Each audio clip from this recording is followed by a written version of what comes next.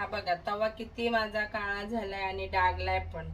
तर मी ना पितांबरी आणि आपली साबू भांड्याचे, हाताला जोर पण नाही लागणार, एवढी मेहनत पण नाही लागणार करायला. बघा एवढं थोडंसंच मी आता पितांबरी टाकून घेतली आणि थोडंसं साबू घ्यायचा काथ्याला.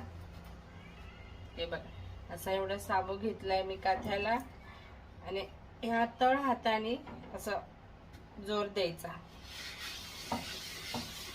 एकदम झटकीपट, किती डागलेला असू द्या किती काही असू द्या, एकदम चकाचक, अजिबात जोर नाही लागत द्यायला.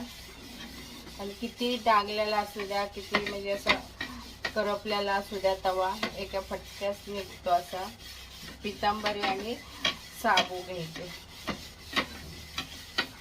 भांड्याची.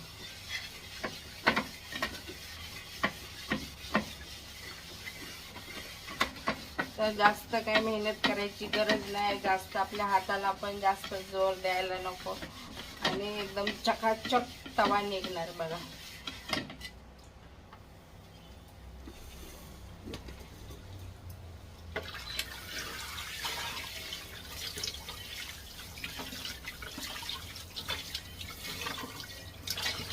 तर बघू शकतात बघा किती डागलेला होता आणि एकदम असा हे झाला होता खरखरीत.